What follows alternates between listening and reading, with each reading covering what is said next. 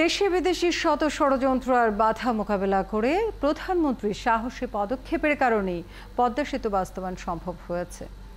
মাওয়া সুধী সমাবেশে দেয়া বক্তৃতায় একথা বলেন আওয়ামী লীগের সাধারণ সম্পাদক ওবায়দুল কাদের। আর পদ্মা পাড়ের সাধারণ মানুষ বলছেন, এই সেতু পাল্টে দিয়েছে দক্ষিণাঞ্চলের ২১ জেলার মানুষের ভাগ্য।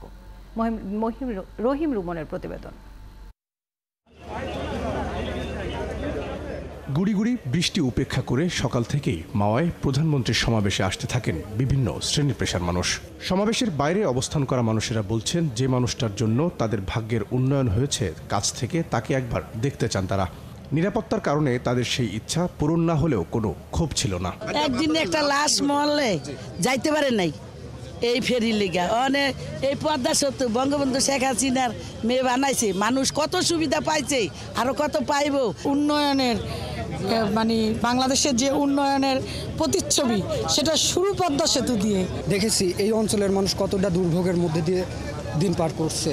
এখন পদ্মা সেতু হওয়াতে তারা অনায়াসে সব কাজ ইজিলি করতে পারতেছে। তারা বলছিলেন, ১০০ বছরের চাওয়া পদ্মা সেতু হবার পর এখন বদলে গেছে তাদের জীবনমান। শিক্ষা, স্বাস্থ্য ও সামাজিক অর্থনীতিতেও লেগেছে উন্নতির ছোঁয়া। সবচেয়ে খুশি হলো আমরা এই কার্ডটা পাইছি আজকে ঢোকার জন্য। আমরা কখনো ভাবি নাই যে আমরা হয়তো প্রধানমন্ত্রীর সাথে কথা বলবো, কাজ করছি।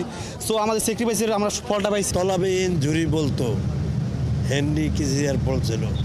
আজকে আমি মনে করি এমডিকেই তলাবিহীন ঝুরি। আমরাই সাফল্য অর্জন করছি জননেত্রী শেখ হাসিনার মাধ্যমে। এখন আমরা স্বয়ংসম্পূর্ণ। আওয়ামী লীগ নেতাকর্মীরা বলছেন, দেশি বিদেশি নানা ষড়যন্ত্র আর সকল বাধা বিপত্তি মোকাবেলা করে বাংলাদেশের সক্ষমতার প্রমাণ দিয়েছেন প্রধানমন্ত্রী। আসলে তো পদ্মা সেতু একসময় আমাদের জন্য স্বপ্ন ছিল। আমরা বিশেষ করে দক্ষিণবঙ্গের লোক যারা, আমরা তো একসময় স্বপ্নই দেখছি। Doctor Yunus, Hillary Clinton, BNP এবং IMF ওয়ার্ল্ড ব্যাংকে দিয়ে অর্থের বিনিয়োগে যে প্রতিবন্ধকতা সৃষ্টি করেছিল, সেটি মূলত বাংলাদেশ বিরোধী ষড়যন্ত্র। এদিকে সুধী সমাবেশে ওবায়দুল কাদের বলেন, কেবল শেখ হাসিনার দৃঢ় নেতৃত্ব আর সাহসের কারণেই এই অসাধ্য সাধন হয়েছে। নেত্রীকে বললাম, প্রথম যে স্পেনটা বলবে আপনার জন্য আমরা অপেক্ষা করব।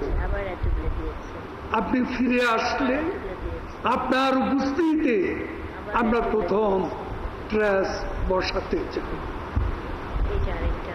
তিনি সঙ্গে সঙ্গেই বললেন, আমার জন্য পদ্মা সেতুর কাজ 1 মিনিটও অপেক্ষা করা যাবে। পদ্মা সেতুর মতোই বর্তমানেও সকল ষড়যন্ত্রের জাল ছিন্ন করে দেশ এগিয়ে যাবে বলেও জানান ওবায়দুল কাদের। রহিম রুমন, ৭১, মুন্সিগঞ্জ।